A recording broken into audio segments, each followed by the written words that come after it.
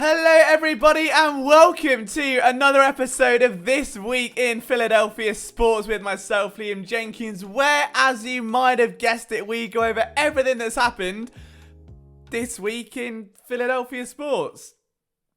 Again, I've missed doing that, you know? I've missed that more than the Cowboys missed the playoffs. It's been a minute. I know I haven't done this series in quite some time, but what better time to bring it back than the fringe of football season? And I know the elephant in the room is I now look like a middle-aged woman called Karen, which is fantastic because the only manager I want to talk to you right now is Jonathan Gannon. And we're going to get to that in just a little bit.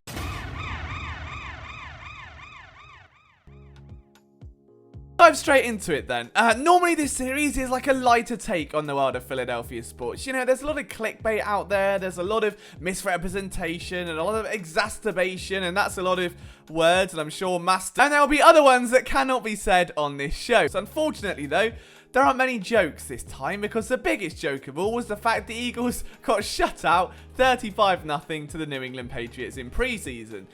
I can't beat that, you know. I could spend a week writing a joke. You're not going to get one better than that. They've been outscored heavily over their past 2 weeks. They can't stop third downs. They can't convert third downs. And I understand context is key. Sirianni did rest a ton of starters against the Patriots. And I think a lot of the general consensus is that the Eagles won the day. They won the joint practices with New England. And they may have taken their foot off the gas against the Patriots. But that doesn't mean there weren't things to take away. Like Devontae Smith's route running. That was smoother than the smoothest chat-up line you could possibly find. There are a lot of pros and cons on defense, and admittedly the only pros, oddly, came from the linebacker position, which is strange in itself to say, knowing what we know about the Eagles linebackers. But there was one thing that really stood out that hasn't really been addressed anywhere else, so I think we just need to nip in the bud before it has a chance to snowball into something else, you know? It's like, if you've had a friend who's just gone through a bit of a breakup and he starts downing bottles of whiskey, might be time to just have a chat to make sure he doesn't end up, you know, crying and listening to the 1975 about 4 hours, because I wouldn't do that, so don't... What? Rookie cornerback Zach McPherson started outside for the Philadelphia Eagles, and for anyone that knows me and has followed my coverage for quite some time, I love cornerbacks. It's my favourite position to evaluate and to look at. I especially love tall cornerbacks, which means I'm often, if you pardon the pun, shortchanged when it comes to the Eagles. Now, they drafted Zach McPherson this year, what many presume to be the intent of starting him inside beneath Avonte Maddox, who's in a contract year. So if Maddox either plays himself out of Philadelphia or isn't good enough to earn a new contract, you have the next heir to the throne. He's 5'10", Maddox is 5'9". He's got better around the past couple of years with ball skills at Texas Tech. Then you've got Steven Nelson one side, Darius Slay the other.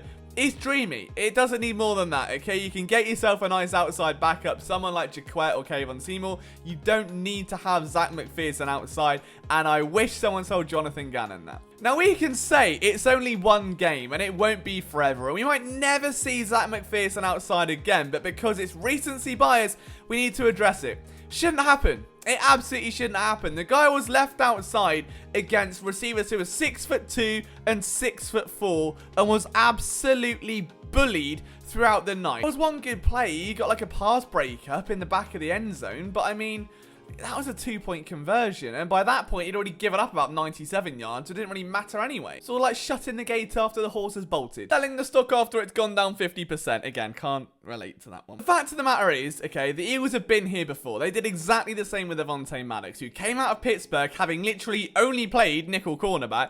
Within a year, he played safety, he played outside, he'd struggled outside, and then 2019 came and he struggled outside, and then 2020 came and, shock horror, he struggled outside. Now, what the Eagles have found themselves in now is a bit of a pickle because Maddox, who has admittedly battled injury, isn't a great outside corner, should be limited to the slot. They shouldn't have signed Roby Coleman last year, and they've kind of wasted, I would say, 2 years worth of development on Avonte Maddox by trying to push him outside. He's too small to play outside. That's not a knock on him. I love his skill set. He's very quick. He bursts to the ball very well. He's quite physical, but not an outside corner. Doesn't matter how physical you are if you're going up against Goliath, does it? Really? Talking about a curler or a comeback and you've got a 6'4" body blocking someone, it's like how I think girls view me when I go to a rock concert. Because I'm 6'3", I stand near the front, I caught a set list from All Time Low, and I've never had so many daggers looked at me. I thought I was going to get beaten up by a group of teenagers. I'm not saying that. Okay, I'm not ruining my reputation. Okay, I'm very tough. But do you know what I mean? Like, there was no way they had any chance of getting that. All they're going to see is my sweaty back. Like, and that's all Zach McPherson's going to see. There's no way he can get involved in that play. Now, again, this might only be for one game. But there has been a consensus effort to work him outside all through training camp. We've seen that, okay? Now, McPherson himself has lined up on the outside in camp against Eagles receivers who aren't very tall. Devontae Smith's 6 foot, you know. Quez Watkins is 6 foot. Jalen Reagor isn't much taller. Hightower's not very much taller. Greg Ward's a slot receiver. There aren't big receivers outside of J. Jordan Fulgham, both of whom have laid absolute stinkers this summer. So what you're getting is like a false sense of security. Like, oh yeah, Watkins is great on the outside against these really tall receivers. And he gets absolutely obliterated. And it's not good for his confidence. And if you're going to keep pushing him there, it's not going to end well. What the Eagles need to do, you'd like to think with a different coaching staff, is learn from those mistakes of the previous era. The front office can poke it out and go, that's not happening. And make sure he stays in the nickel. It's not hard. He's a nickel cornerback, you know? I really like Zach McPherson, and I don't want to see Avonte Maddox 2.0 happening. He's around the same sort of range draft pick with the exact same skill set coming out of college. The line of succession is there. It's like saying we've messed up. We've kind of hit a bit of an L here. McPherson's our redemption challenge.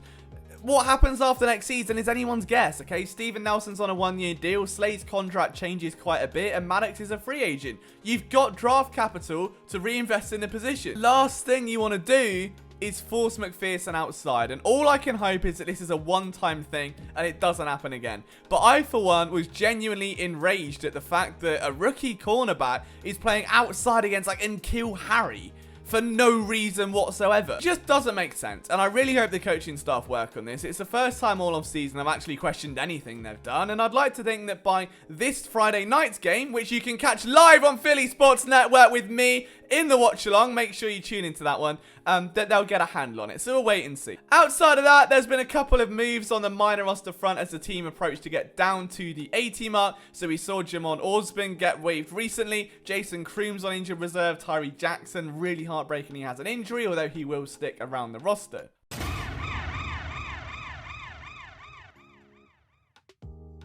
I still feel like that 8-game win streak was mythical. It didn't happen, okay? I had a dream last night that my office actually got robbed by dinosaurs, and I laughed at them because the T-Rex couldn't steal my computer because its arms were too small. That, to me, feels more realistic than the fact the Phillies went on an 8-game winning streak not too long ago. Anyway, they seem to be back to winning ways now after winning 2 of 3 against the Padres, and it was a sight to see. Rhys Hoskins came back, had a huge game upon his return. We saw Aaron Nola beat his older brother and not look like a total waste of time, and the Phillies began to build some traction, which is just as well because they've got around a 30% chance of making the playoffs. So there's still time. The push for the wildcard spot is on. They've got some offense back. Hoskins is back in the mix, and hopefully when we see people like Zach Eflin gradually getting back and working down at Reading, we may see a complete rotation, a better, more consistent bullpen, and hopefully an offense that is offensive.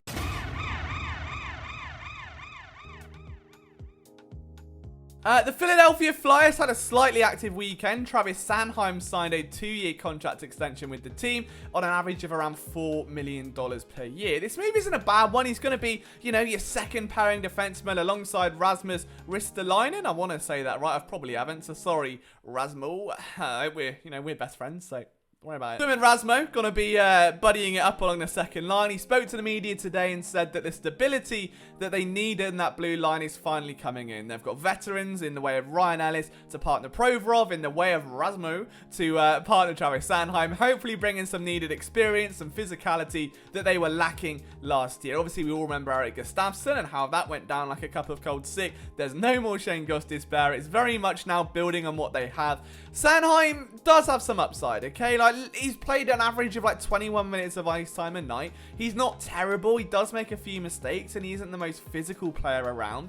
And his goals were the lowest since his first NHL season in 2017. That doesn't mean he doesn't have upside. And I think pairing him with someone that is much more physical might allow that confidence to thrive a little bit, might enable him on even strength to do what he does best, and hopefully just start becoming a more well-rounded player. He's only 25. The Flyers have paid him quite highly, I think, for a reason, and that reason is they believe he's going to really grow into that value over the course of the next 24 months.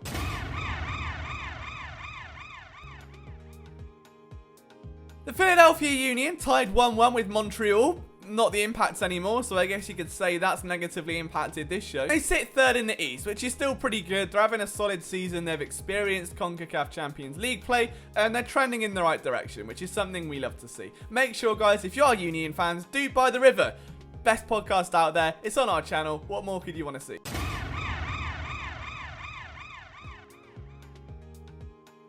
And finally, the Philadelphia 76ers have completed Summer League play. And that's about it, if we're honest. I mean, they've finalised their free agency moves. Danny Green, Georges Niang are the two main signings, with Green returning, although many people thought he wouldn't after the Ben Simmons quotes. And Ben Simmons is still here, posting gym videos. Again, like, every year. And we all, I don't know what to do. Every year he just throws out the rod and he starts reeling and he's reeling. He wants to throw a free in the gym and it's great. And Maxi's there and he's got me and I'm hooked. And I'm like, he's got to do it. He's going to do it in a game. And then it's hook, line, and sinker. And then it's nothing. And I'm hoping it's different this year. Daryl Morey seems intent to run it back. And that is what we're doing with This Week in Philadelphia Sports. Guys, I hope you've enjoyed our first episode back and my glasses haven't traumatized you too much. Thank you so much for watching. From myself, Liam Jenkins. If you want to follow me on Twitter, it's at Liam Jenkins PSN. We'll see you soon.